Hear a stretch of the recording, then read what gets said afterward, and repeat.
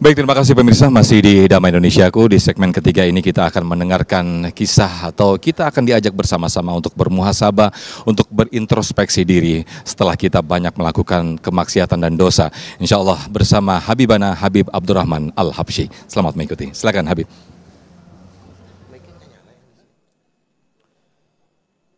Bismillahirrahmanirrahim. Assalamualaikum warahmatullahi wabarakatuh.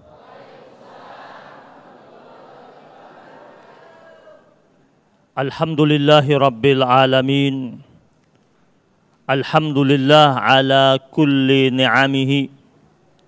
Wa nashkurullaha min kulli khairin. Wa nastaghfirullaha min kulli dhanbin. Ashhadu an la ilaha illallah wahdahu la syarika lah wa ashhadu anna Muhammadan abduhu wa rasuluh. Allahumma salli wa sallim ala sayyidina Muhammad wa ala ali sayyidina Muhammad. Subuhun kuddusun Rabbuna wa Rabbul malaikati warruh.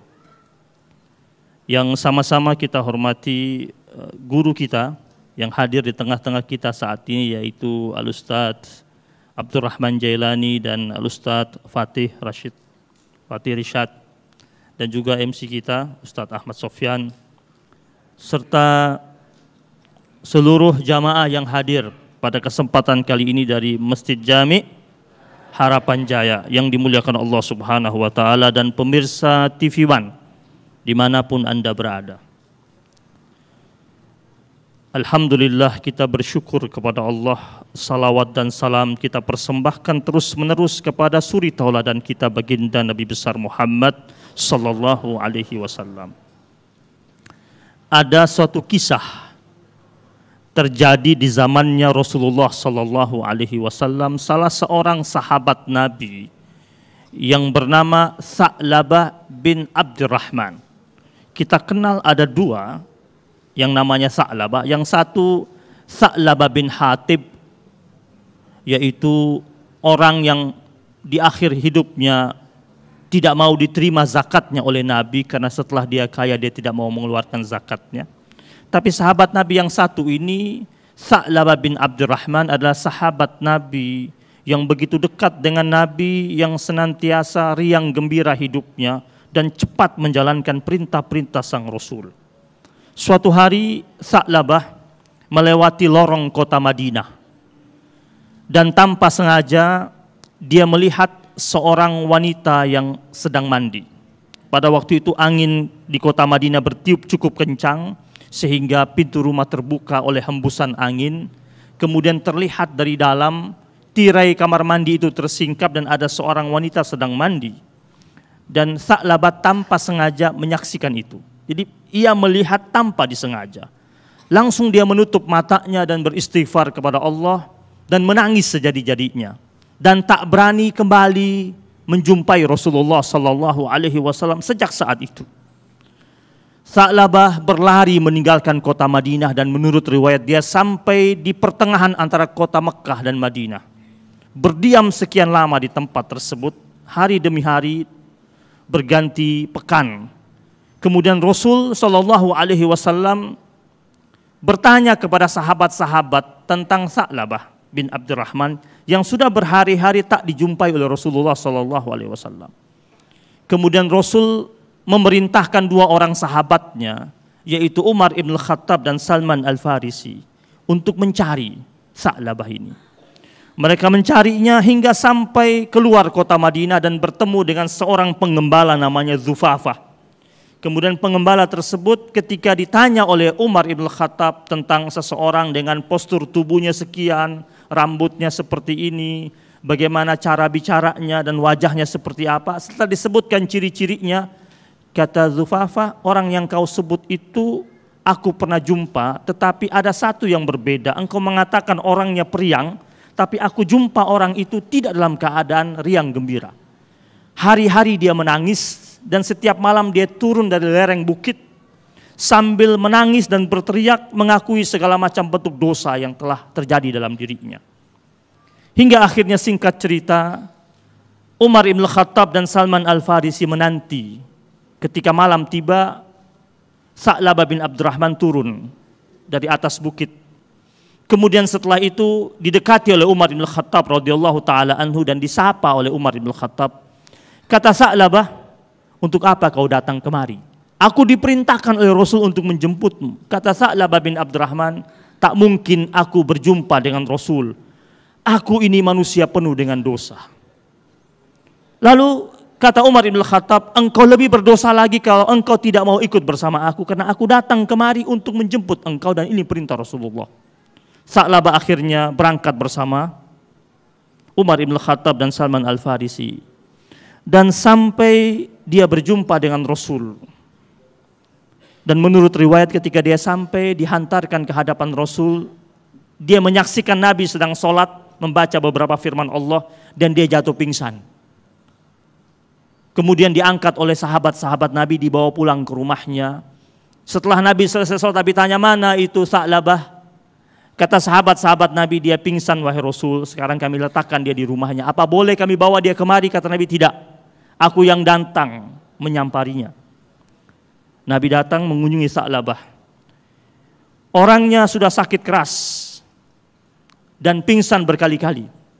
Kemudian Rasulullah SAW mengangkat kepalanya Sa'labah dan meletakkan di pangkuannya. Dan ketika Sa'labah tersadar dari pingsannya dan dia menatap wajah sang Rasul SAW, langsung dia segera menggeser kepalanya. Kata Nabi, kenapa kau geser kepalamu wahai Sa'labah?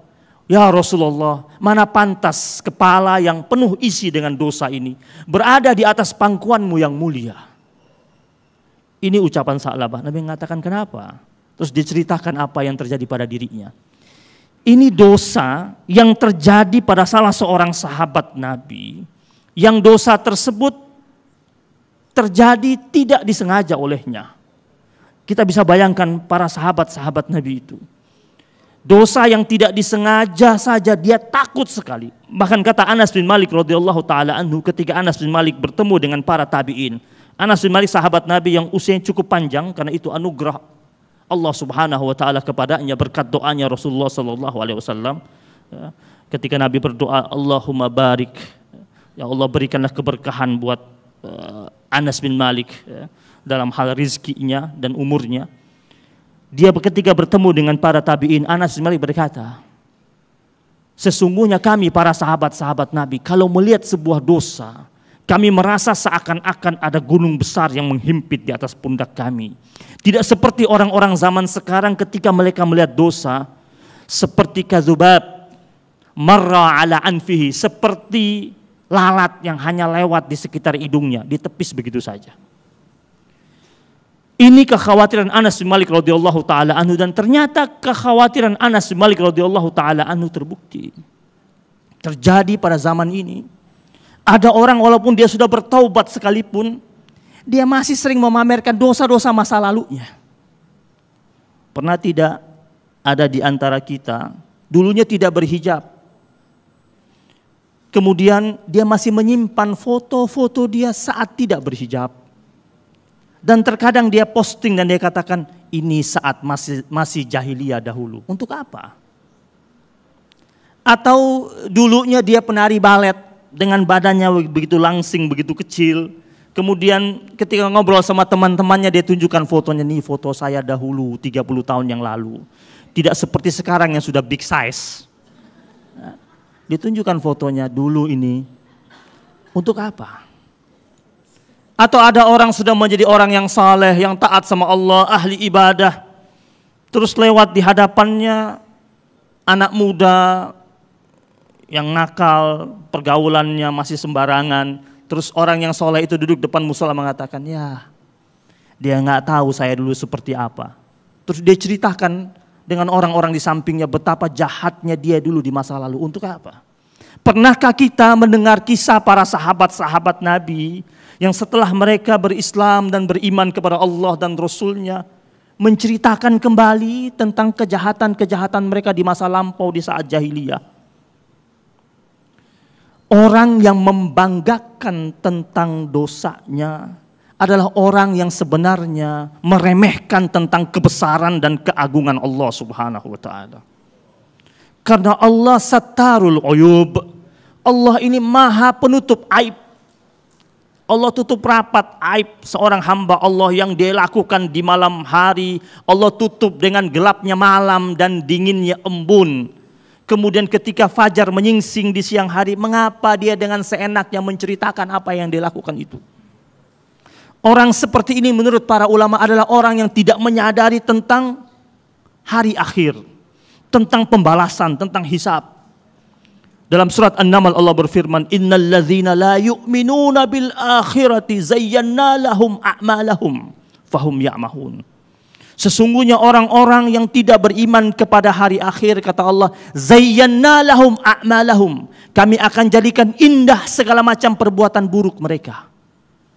Maka kita sering jumpa ada orang ketika dia berbuat maksiat, dia enjoy saja dengan maksiat tersebut. Bahkan dia demonstrasikan maksiat tersebut. Dia viralkan maksiat tersebut. Dia bangga dengan maksiat yang telah dia viralkan itu. Allah katakan zayyana lahum. Kenapa? Dia tidak iman sama hari akhir.